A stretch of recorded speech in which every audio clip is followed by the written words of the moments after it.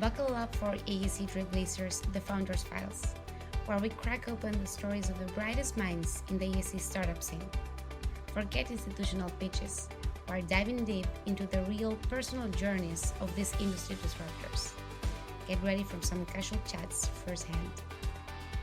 Hello, and welcome everybody to another episode of the AEC Trailblazers podcast, where we interview the most amazing founders of the AEC. Here with us, we have Cristiano Coretti. Cristiano is a proptech entrepreneur and architect based in Oslo. He co-founded Layout with the goal of transforming the way floor plans are designed. As the company's CPO, Cristiano leverages his expertise in architecture and technology to drive Layout's mission to offer innovative solutions that save brokers, designers, and developers valuable time.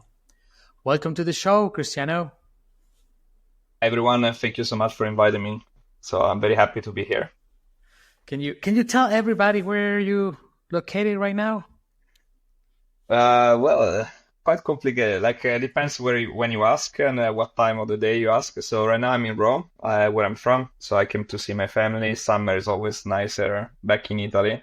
But 90% of my time I'm in Oslo. So the company is based in Oslo, in Norway. It's there where we started and where I live most of my time. But of course, being a remote first company, most of the team, we are 9 people, 7 nationalities. So we are spread across. Like we have a guy in India, one man and one woman in Poland.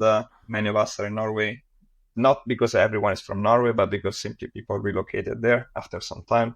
So it is nice to be able to travel and at the same time do what you like. There is bring forward these changes in AEC.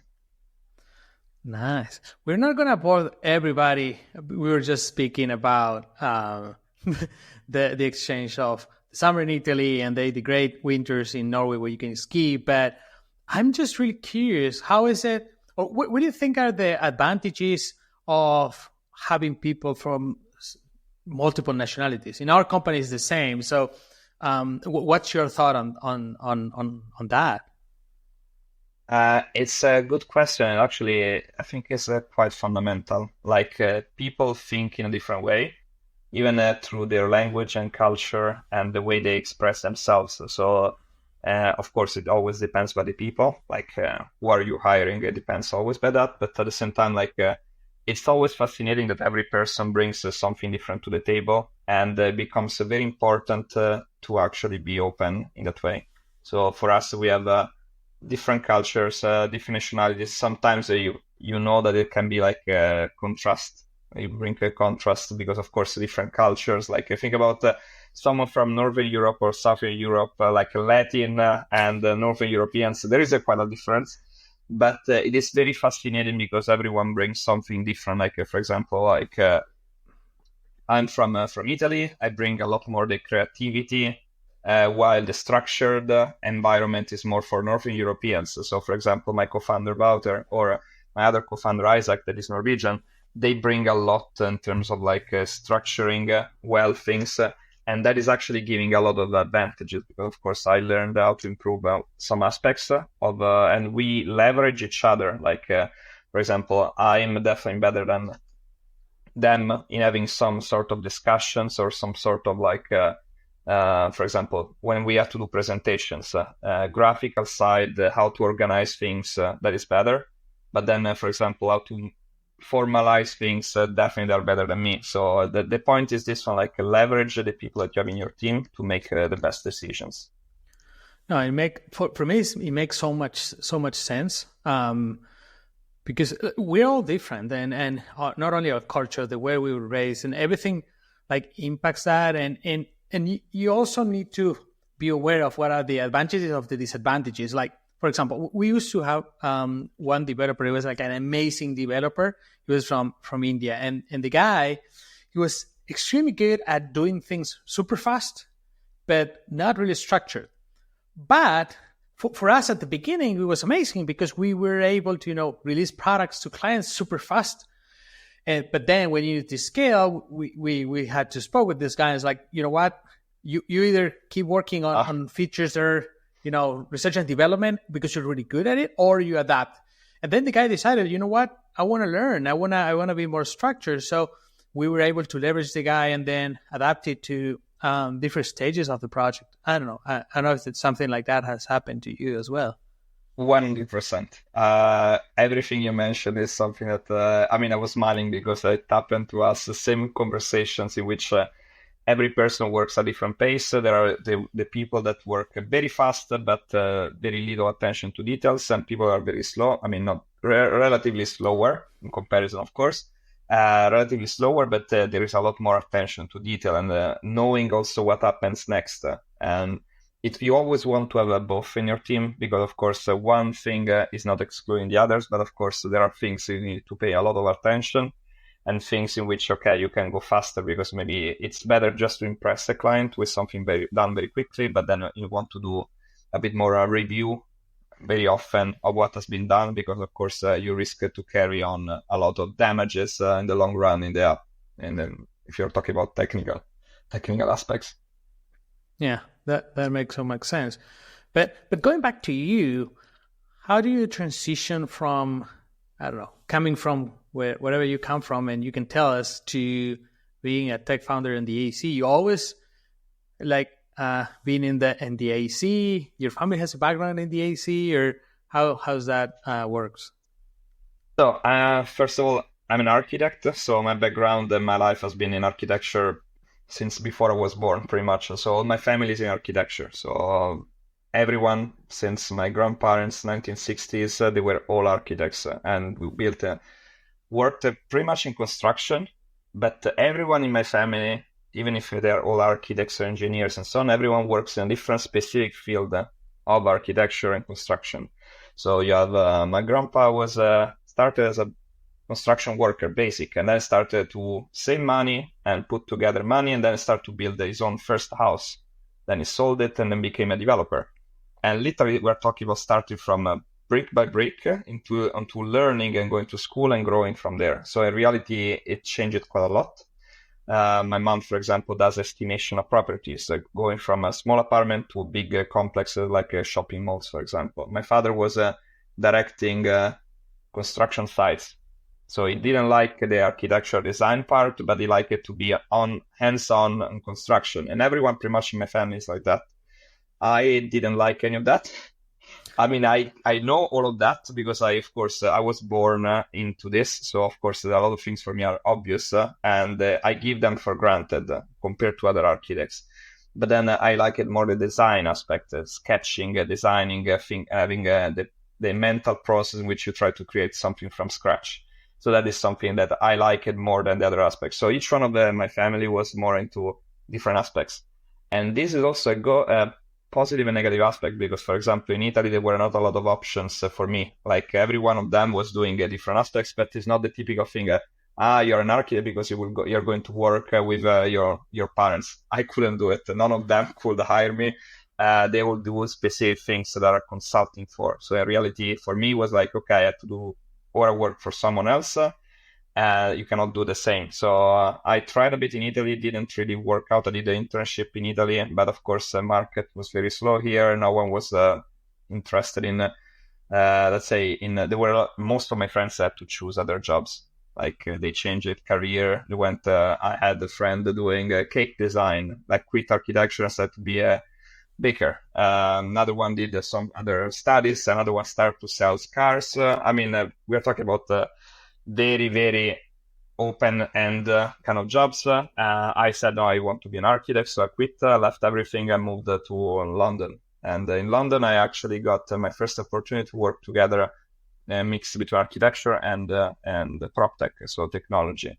That is something that was completely impossible in Italy. I tried so much, even at university, to work with technology in architecture, but it was impossible. Like, there's this old concept that if you're an architect, you will die an architect. So you do everything that is related to architecture. The architecture is like a kind of mission that you have. It's something you will do forever. There's no way to mix architecture with something that is more like technological. So at least it was very difficult. So I moved in London. After a few weeks, I got this job that was actually consulting on a lot of projects using technology. And that is where I started to transition from pure architecture to started to slowly move into this field of technology. And then COVID arrived, let's say after 6 years in London, that I love London. I mean, if I go there as much as I can, but at the same time, like COVID wasn't fun in London. It wasn't fun for a lot of people in many parts of the world, and London was terrible for me. So I simply decided, okay, let's move and start to look for something different. And then I moved to Norway because there was this investor who was investing particularly in real estate. So I joined the program. They do a selection. They do like 4 or 5 rounds of interviews, and I got in. I wasn't expecting that. And I got in, and then I met my co-founder, Wouter, and he's Dutch. He was also joining for similar reasoning, but from different background. And then we just started together and built the company out of from scratch, pretty much from a presentation in PowerPoint, going up to where we are now. Interesting. What was the hardest part for you? Like, when you come from, when you're an architect, there are so many things that you don't know, like, I don't know, coding or finance or accounting, or there are so many things that we don't know that many times we don't like. What was for you at the beginning, or what were the things that were the harder? A lot of things. I mean, it's a long list, but I would say the hardest was to try to think from the client's perspective, less from the design perspective. What I can say is like the difficult part that we have in architecture is like we were taught, we have this mission of designing something that has to be beautiful. Yes, the problem is this one. You need to always find someone that pays for that. And wherever you are in the world, there are different concepts in this. But it is difficult a lot of times to combine your choices as an architect in terms of design and the budget and what the client wants. So that has been for me like a change, a shift in way of thinking, which I need to think about something that the client wants first of what I want to show. I can I can chip in with some ideas in terms of how there are some rules that you don't want the client to break. Like, for example, common practice in architecture and design and so on. You don't want the client to do that.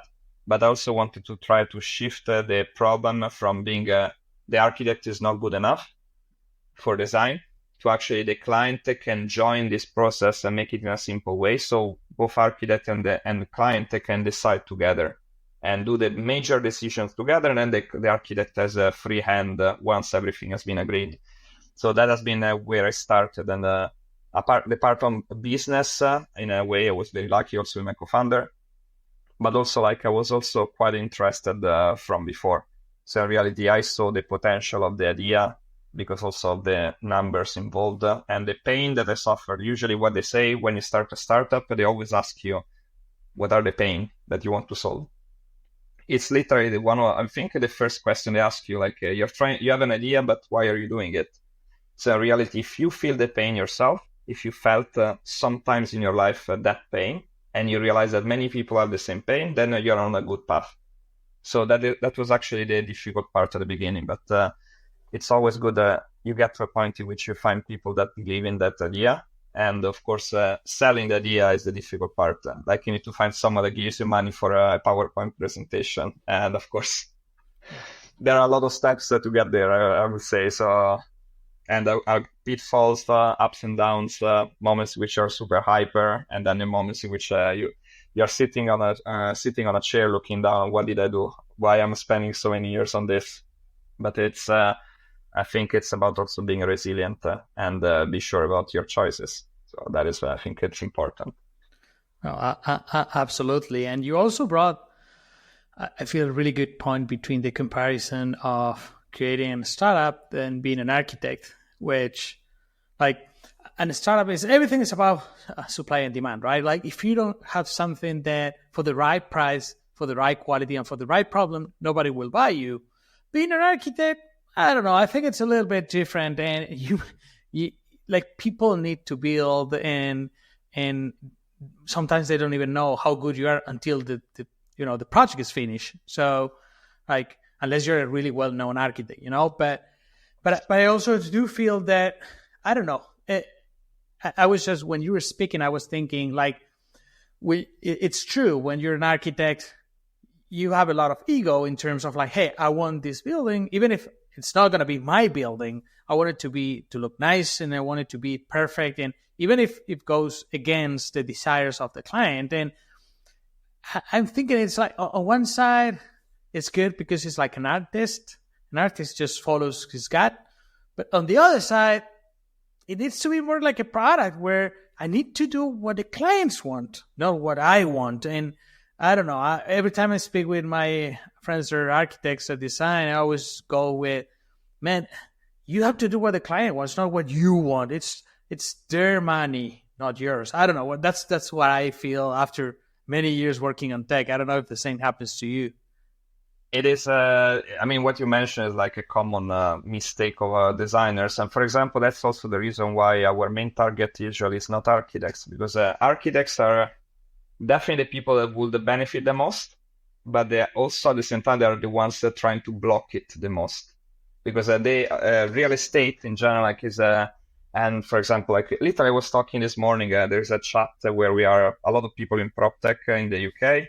And for example, you see a lot of people saying, but why is everything so slow here? Like every decision is so slow. Simple because real estate is a market that was always associated, for example, with old money. Like the idea of having something stable that is forever. Like a building, you buy a building, you invest in a building, and you will have it forever. So that is a concept, and makes it everything so slow in terms of decisions, because you know that you can have that building forever. It doesn't matter if you change things quickly this year or next year or in 5 years, it will always stay there. So that's why people are slow, and architects tend to still be trained as this kind of bubble, in a bubble in which, for example, they don't think about architecture as a product, but it's more like a mission of delivering something beautiful. That is the dream of the architect, but unfortunately reality is a bit different. And that is where there is a gap between architecture schools and practice. And you see that a lot of dreams are crushed when architects go out from university. I was one of them, in which I got out from university with all hopes and dreams. And then I was designing, like moving little walls, 10 centimeters, I mean, a few inches on a side just to try to fit an extra bathroom. And you were like, this is not exactly what I did at school. I was designing beautiful towers. I was designing a beautiful office space. I was designing amazing, let's say, art galleries. And now here I'm moving toilets a few centimeters on the left and right to fit. And it's unfortunate, but it's part of the journey of why there is a big gap between architecture schools and the expectation of the architect. Instead of being trained to know how the business works, they are more trained on, let's say, keep going with this dream and then let's see what happens. So I think that is a bit of a problem. And of course, clients take advantage of that. Like architecture offices take advantage of that because they know that actually need to do pretty much everything from scratch. So they can take people for cheap, very cheap, and they will work a huge amount of hours. So that is common in architecture. And if there is a possibility to automate the processes, in this case, for example, what we do at Layout is automate a good part of the very early stage where usually you give juniors to work maybe 10 hours a day on something, on designing options, so that then it will 90% be thrown out. So, and they are trying to block it. But then you see the people that actually are paying, so the clients, they see it as why architects don't use this every day.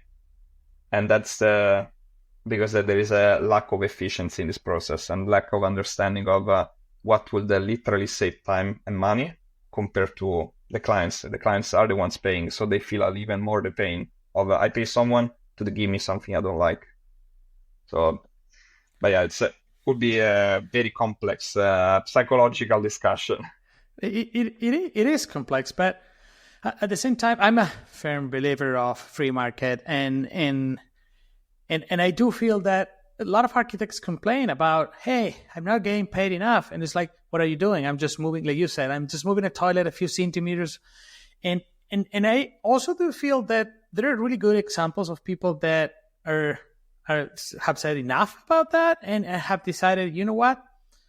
I'm going to pay, I'm never going to get paid more for doing this. Why not me doing something different? Why what not, changing my career and adding more value. For example, like I've seen people learning a new technology, learning AI or learning software development, and then implement it, or being a specialist on a tool. So many people like Revit API specialist or something and making a lot of money. And I do feel the same can apply with layout, for example. Like even if, and I think it's a good example what you're saying is like, it's a slow market because products take so much and the decisions take so much. And you as a startup, and I think it's not only you, like all AC startups have the same pain of, we all have the same pain of sales cycles that takes too much. But I do feel that that's a great opportunity for architects, because an architect could say, you know what, Cristiano, I'm going to be a specialist on layout, and I'm going to be the one training, providing videos, I don't know, so even selling the service. Because a lot of companies are resilient, like they don't want to implement the new tool, but they're willing to pay someone external to provide the service. So I think there's a huge opportunity for professionals to interact with founders like yourself. It is a fundamental part of the journey. I mean, but the difficult part is still about giving architects an idea to do something different.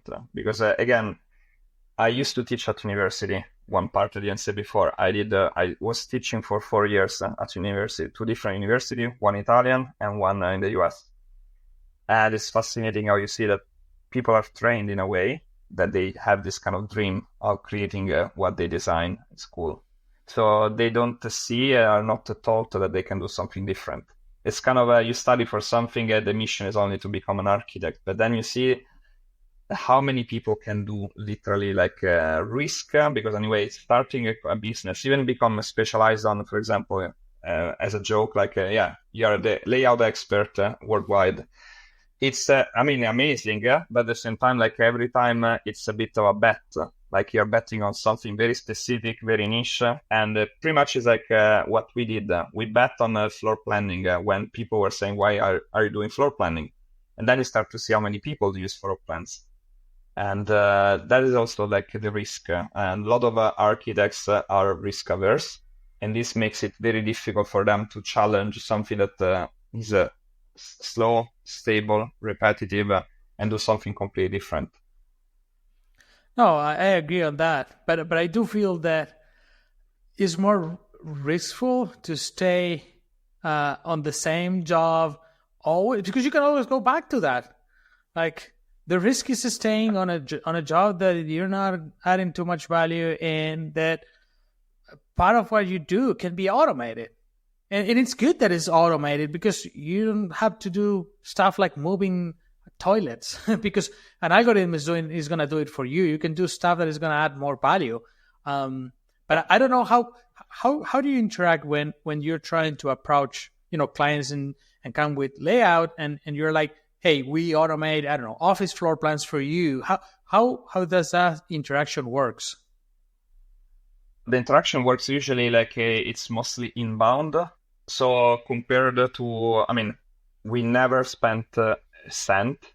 No, I'm serious. Never spent a penny in marketing. So everything we did is getting a lot of inbound contacts. We are quite lucky that people tend to like us in terms of like people maybe on a personal level. And so we had a lot of people literally use word of mouth. And in real estate, you realize that at the top, the people deciding are very few. And so they tend to know all each other. So it's kind of when you have a WhatsApp group with your friends, we started to get, we now get something like 150 inbound contacts a month of companies worldwide. So the moment we did the projects in 32 countries. And so we literally, they interact mostly with people that reach out to us. I would say 99% know what we do and they're interested in what we do. And they have a vague idea, if vague to quite a clear understanding of what we do. And then when I give them a demo, because I want to give them a demo, because a lot of unfortunately in the business, a lot of companies are a lot of smoke and mirror, and they do exactly what we do. But the problem is like, I can show you the way it works live in a live environment, while a lot of times we talk with people that simply cannot show that. They show a page, they show a PowerPoint presentation, And many times, I would say a lot of people have reached out to us, people that went to these bigger companies, are very well known, we spend millions in marketing. They have entire marketing teams, and then they come to us and like, okay, they sell something that is not real. And so they come back to us. That is where we see a lot of this kind of interaction, in which once I show you what we do, they simply like come back and they say, okay, let's start to test it. I want to test it. I want to move forward to it. And there's still a bit of reluctance. Being completely honest is normal. Like I'm coming to you. You never tried anything like this. And you want to try it first instead of starting to pay immediately, like full pricing, right? So we do workshops usually, and workshop work that I teach how to use the app simply, like a small fee. I teach how to use the app and you learn how to use it in 1 hour. So I can say that in 1 hour, any person in the world is able to learn how to use layout and become proficient in it. This is not something you can tell by software like Autodesk or other solutions. I mean, I use AutoCAD for more than 15 years and I still find the new commands that I didn't know. I don't know what else to say. But with layout, usually you have... 1 hour, 40 minutes, and everyone can learn how to use it, from brokers that have zero design experience to actually architects and designers. And you foresee, and that's amazing that tool, I think it's a must. Nowadays, if you want to develop something, it's a must that is simple to use, is dumb-proof. But do you feel, or do you think that eventually... people will, or not everybody, right? But a percentage of clients can directly, like a broker, instead of just relying on an architect, they can, at least on an initial phase, use layout and I'm just going to define the layout of the office and maybe then hire someone to polish it? Or how do you think if that's going to change? It's already, this is not the future, it's already happening. So in reality, many of our clients are brokers. They had zero experience in architecture and design. They just faced the problem of spending months in a discussion with architects to sell a floor plan. So in reality, they don't close the deal until the design is not happening. So a broker is waiting until the client is not agreeing on a floor. The architect has to do back and forth. Do you like this option? Do you like this option? Do you like this option? Change back and forth. So there are a lot of processes there. And we have quite a lot of brokers actually that simply they learn how to use the app. They sit down, they go in a meeting with a client. The first time they engage with a client, they send before they meet options based on some requirements they made. Look, I already made the 3 options for you. It took them something like 4 minutes to do these options personalized to the client. They send it to them and they say, okay, now come to the office. We do a sitting and we sit down. We do a workshop together. We design your office and then we send it to the architect. But it has been already agreed.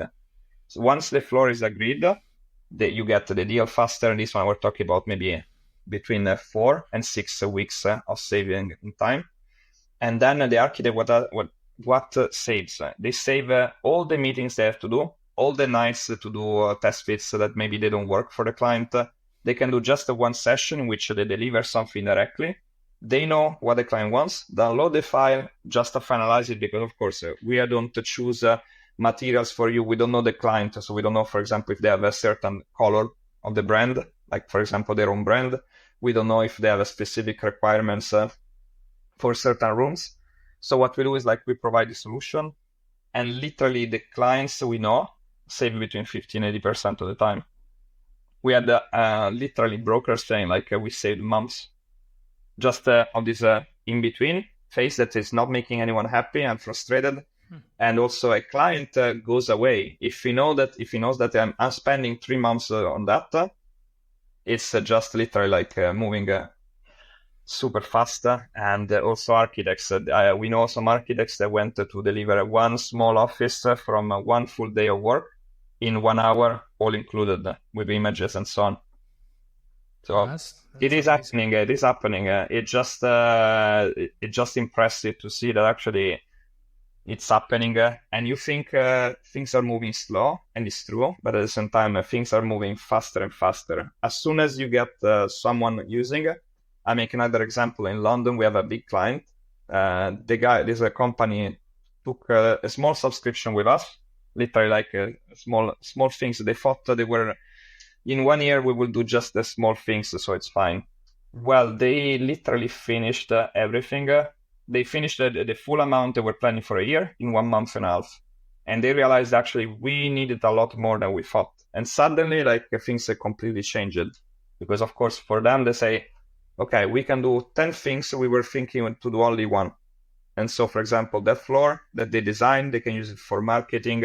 They can send it or put it on their website. They can send it to clients. They can contact the clients I already know to say, oh, you know what, now we also can sell you a floor plan done very quickly, and then you can talk with a client, with the architects, for example. So it changes quite a lot also the way we interact with clients. So, but it's a continuous evolving. We're always changing the way we interact depending on how we see market is moving and in which region in particular. Oh, that makes sense. And it's so cool to see tools like Layout doing this, because it's doing so much good for the market, because like it's the reality. Like anything that you have to build, it's so expensive. No matter if it's just a floor plan, no matter if it is a small house, or it's too expensive. And there is a problem worldwide with the amount of stuff that we are building, and there is a shortage of everything. Shortage of houses. Now with offices might be a little different because of COVID, but it's gonna ramp up, and there's gonna be a shortage again.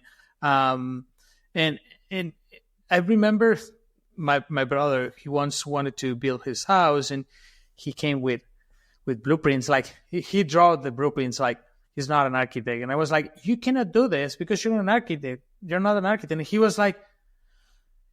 And at the time, I thought I was right. Now I think, and there are tools that allows you to create your own blueprint and take it to the county and present it without the need for an architect to review it. And for me, that's perfect, because then architects can work on bigger projects, or they can make more money on different stuff, not on a house that on a cheap house. Because it's not a mansion, right, that you need a lot of customization. It's just a regular house. It's the same like all the other houses in the same neighborhood. I don't know. That for me, it's just amazing how the market is going to change. It's going to change. And the difficult part, mostly, I would say, with particularly in architecture, is like the acceptance. So the difficult part is like architects understanding that things change. And start to learn. There are two options very simple. You don't evolve, you don't change, well, you will be replaced. Very simple. If you adapt, you learn, you are the one using the tool, then you will be the one in charge of controlling the tool. And it's not only about us. This is a broader conversation that regards everyone in the space, everyone in with technology. So, I usually make an example of a personal example. Like, for example, my grandparents, they were using hand drawing. They only knew about how to hand draw buildings, do blueprints based on that. My parents were the same. I was the one, when I started university, to teach them how to use AutoCAD. And can you imagine, you are teaching someone that never seen anything else, how to draw lines with a computer. I have no idea how to do properly blueprints by hand, because simply it will take me months in comparison. Of course, they were faster at that, but the amount of quantities you can do is different. Same like I know my generation went from AutoCAD to Revit and BIM, but now the generation now is seeing like what is hand drawing, what is AutoCAD. And now we only see things you click and you get an image directly on the spot. So that is unfortunately, like people tend to always hide or block this kind of evolution, and they don't like to adapt or learn. It will happen. It's just about how the profession will want to join this change or simply be against and simply be replaced. And it's a hard truth, but you see it every day with technology. How many things or you adapt and evolve, or you just lose the train and you just miss it. Absolutely. And it's not only in our industries, all industries are the same, and you cannot stop the progress. It's not going to happen. But I'm curious also on the fact that, like you said, hand-drawn, CAD, BIM, layout, or startups automating the design easily with a couple of clicks. What do you think comes after this? I would say, to me, like the main thing I would see after this one is the engineering side, like being able to think about talk about real estate. So I would say there is a overwhelming amount of software that do the outside of the buildings. Never seen so many companies even reaching out to us that do pretty much the same process of I have a plot of land, empty plot of land, I want to build something new. And so you get all this software that are like a lot. We know personally a lot of the companies doing this, and they are great. They're amazing. They have different perspective. I love 99% of them. But the difficult part is, in many cases, is not the newly built. If you see any survey, any research, say that the existing buildings will be way beyond the amount of a new build in the future, because cities can grow up to a certain extent. But then what happens inside is always like a changing. That's why we focus mostly on existing buildings. That is the reason why we see also from the sustainable perspective, like the existing buildings need to be refurbished, changed, and so on. While new builds are kind of easy to do. It's you don't have constraints. And so a lot of times people end up demolishing a building, building a new one. So I think the difficult part is actually adapting the engineering side that the architects many times tend to forget. But and that one I see also in layout is a difficult part. It's just that there are so many extra constraints that you need to take into account. So that is a space where I would like to see even more automation, because you can do a lot of things, but that is a space in which there is always like a bottleneck and the really crazy expenses due to the engineering side. So that is a space where I would like to see a lot more work, but one day. Yeah, and it's true. I was just thinking on that. It's true that there are so many startups working, like you said, mostly on the facades, that you say you like 99% of those. I don't want to know who's the 1%, but just kidding. But and true that most of them are not working on the interiors, and I do agree with what you said, that in the future, like, we have a lot of buildings and the population is shrinking, not growing, or is going to be shrinking soon globally. So we're going to have a lot of buildings that we need to use and refurbish.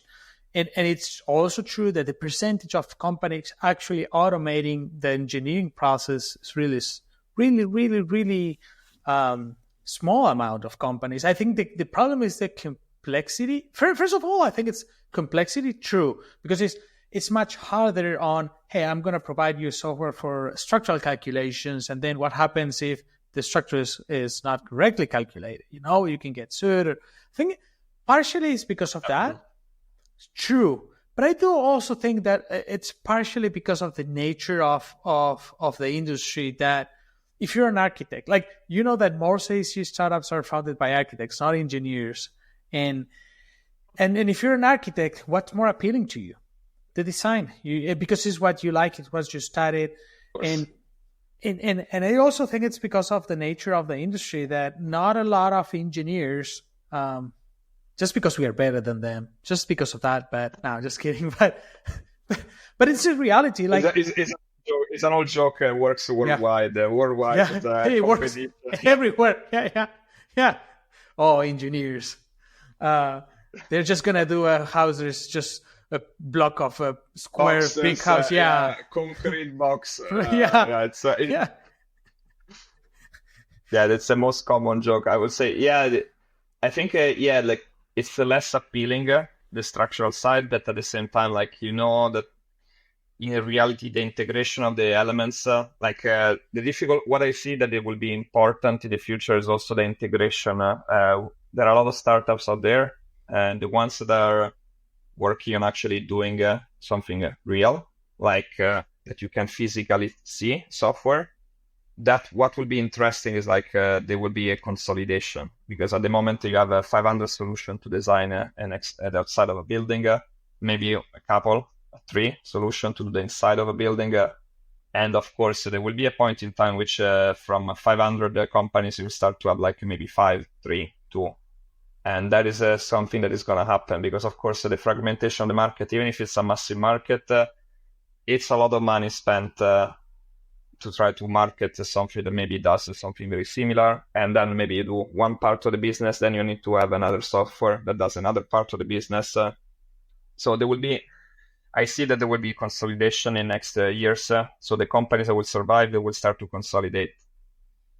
And it's necessary also to make it more streamlined, all the process. Otherwise, you have use layout for interior, but then you need someone who does the outside, and then there is someone who does the engineering. So you need 3 software to do a full package. Instead, you will start to see people merging together, companies merging together to provide a full service. Or layout will do all of them. Who knows? No, I'm joking, but yeah, the principle is that one. Yes. Global domination by layout. And we say we'll conquer the world one floor plan at a time. But I mean, it's a joke, of course, between friends. But it is kind of the way. I mean, of course, in a way, it could be like global domination, floor planning. Yeah. I mean, I don't even believe in joking on this way, but you see that actually the way technology works, once you solve the problem, you see that actually that solution can be applied to other things. Like we see also in our case, we do offices, but then people are creative and they started to use layout for other things. And we had people testing layout for hotels. And we place desks, but they simply replace desks with a bed. And start to see like how the creativity of people start to evolve and start to give chances to do something different that wasn't planned immediately from us, but is evolving because people start to give their own input. And that is actually what you want. You want a constant feedback, the feedback loop that is very, very famous for product owners, but it's something that becomes very important in our case because we move towards, together with the clients. Clients decide, ask for something, we see the feasibility and we try to implement it. In the meantime, other clients use the new update to do something completely different. And it is what is pretty much bringing us a lot of people close because they feel that we are evolving with them. So they become more like joining this revolution together with us at least. You foresee, based on this, you foresee working on many different type of layouts besides offices in the near future, or you're thinking on going on a different route, like, I don't know, doing facades or doing external piece of the building? It's a very big, very good point. And in reality, we are looking at both. And of course, we are testing with different, you always analyze with clients what you can do. I mean, there are things that for me are fairly easy to do in terms of like a different topology of floor plans. But it's just about finding the time. I mean, we are a small team. Our main competitors, I think, have 10 times more people than us. So of course, we need to use very well our resources. But what makes us quite proud is like, yes, they have about 10 times the amount of people, maybe 15 times the amount of money. And funny enough, we are competing on the same jobs. And it's very fun when you see like the David versus Goliath feeling. It's what also makes us very like, let's say, hungry. Because of course, you get more the feeling of we are a very small team, but we are very focused. And so we are very assessing. Every step we do is assessed very carefully. So we don't rush things, even if we're going very fast. So everything that you will see in the next few months is something that actually, it's something that we planned maybe 1 year ago. And it just is happening because in the meantime, we did other moves to get towards there. So it is quite a lot of strategy, but we are supported also by really good people, advisors, and so on. So it's not just about the team. The team is amazing for all the things, but also we have external people that help us and advise us on a lot of things. So I'm very grateful of that at the end of the day. And I think it's fundamental for everyone. It's really cool. It's really cool. And you get me excited just to hear the story about David versus Goliath. And and you're doing the thing right when you're accomplishing those kind of things. But I know you're a busy guy, so I'm not going to take more of your time. But before we finish this conversation, can I ask you a couple of pinpoint questions? Please, sir. All right. So if you could collaborate with any person in history, which person would you choose? Well, it's very strange. I would say, like, I was thinking about this thing. Like, I would say, just my favorite architect, Mies van der Rohe. It's not connected to technology, but if there is one person I would love to meet, that is a person that always I mean, I read in my library something like 30 books about him. So it's a bit of that's why it's more like a dream in that case. And I would say, like, as an architect, that is something like I personally love about efficiency, about the quality of the spaces. And it's always a different mind setting that I would love that. Yeah, but even technology, like the Farnsworth House or the Seagram building, like he used technology so much. Even if you say it's not related, it's deeply related in the end. Yeah, I mean, there is just so much you can learn from the past, and at the end, like modern architecture is pretty much inspiring from the past, getting inspiration from the past, also to justify why they made some certain choices in the actual design.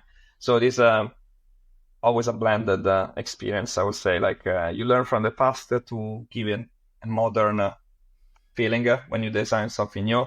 Unless you go to Frank Gehry, Zaha Hadid, of course, then you break every rule and it's a completely different space. Yeah, no, absolutely. And then the next question is, what's the next, the best AC software in the industry? Or a great AC software you can name? In the industry, I like a lot a startup from Oslo. And I would say like two startups for different reasons, both people and what they do. One is Pacho. It's a really, really cool software. It's pretty much doing this, creating mass things, but it's impressive what they can do. Pacho is one. And then there is Findable. That is another company from Norway. This one is solving one massive pain I had in my life about using AI to pretty much like collect all the PDFs, all the information that you get, and subdivide them in folders. So sometimes, like, you cannot find a file. Today I was searching one file. It took me 2 hours, and I had it spread across 25 folders. I couldn't find a file. And with them, you click, you just type something and it recognizes what you're looking for, and it finds it for you. So it is, and it is an impressive company as well. Great team. And cannot say anything about that. It's just great. So I will try out. That sounds so useful. Yeah. You don't have you have no idea until you don't use it. Yeah. When you are looking for something. I mean, when you search for something and you look for, I forgot my house keys. Where are them? And you look for 500 places. Same concept, just for a computer, for stuff and files you have on a computer. So it's great. And in real estate, you have all these categories, all these files you have whenever you do a construction, all the certificates and everything has to be categorized, and many times they are lost in a billion of folders, and this one helps you to find it. So they didn't pay me for saying this probably, so it's just that they're a really cool company. So nice. And finally, what's your favorite building, and have you ever visited? So yes, my favorite building, not outside, but is the reason why I became an architect, is the Jewish Museum in Berlin. Sounds strange, but when I went inside, it's a Daniel Libeskind, and when I went inside for the first time in my life, I felt like I understand why there are architects doing this, and it's about feelings. So for me, architecture has to be not just a nice block, but has to be like giving you some feelings. And then when I went to this building, I was inside walking. I said, wow. I mean, I felt something just walking inside a building with walls that were not straight. So you feel like kind of the idea, of course, is communicating certain strong feelings. And you have it just having inclined walls. Walls are not straight, and together, feeling of desperation in certain rooms, or feeling like you're pressed and confined. I think it's a beautiful building, and I always recommend to everyone to go. So that's my favorite, I would say. All right.